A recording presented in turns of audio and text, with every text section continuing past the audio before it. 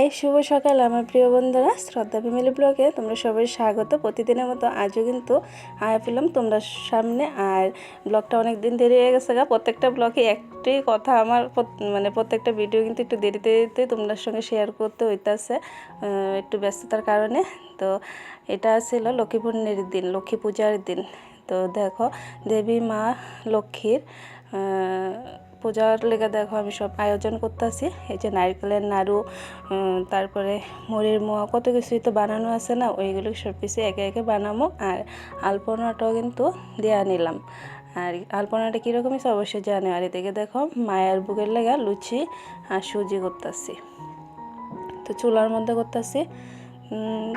এই যে একা হাতে সব কিছু সামলানো কিন্তু বড় কঠিন। তো যাই হোক একা হাতে করতেছি। তো মায়ের আশীর্বাদ থাকলে সব কিছুই কিন্তু সম্ভব। তো এই যে জিনিসটি করতেছি একা হাতে না, এটি একটা সময় আসলে কিছুই করতে পারতাম না, কিন্তু দেখো আজ কিন্তু ওই যে দায়িত্বটা নিয়ে নিলাম সব কিছু একা হাতে। আজকে কয়েক বছর ধরে কিন্তু আমি সব কিছু একা হাতেই করি আর কি।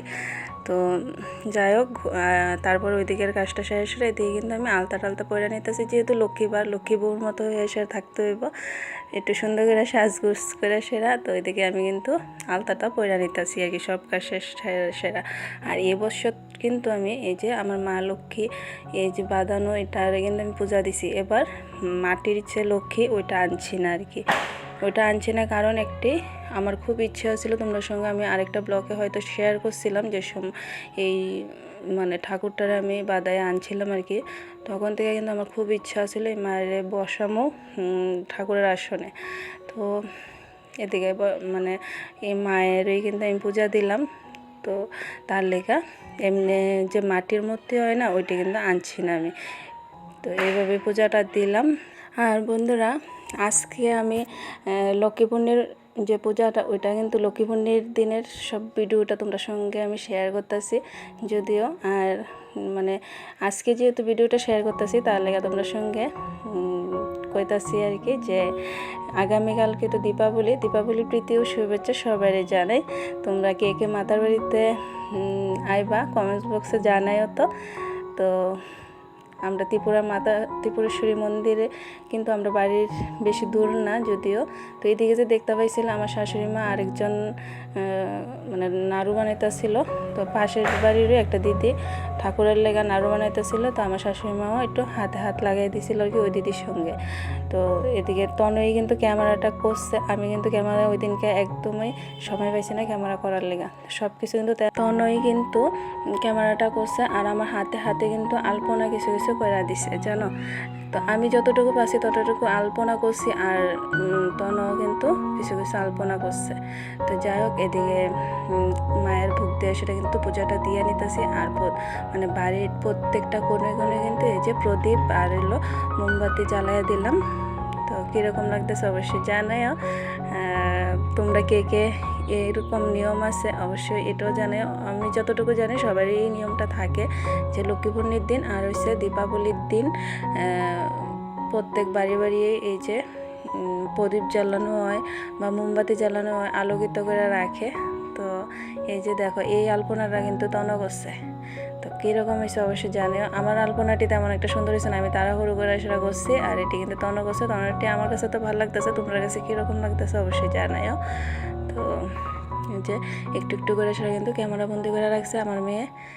তো ওখানে এডিটিং করতে যায় সেটা কিন্তু এটি আমি সব দেখতেছি আর কি। তো এই যে দেখো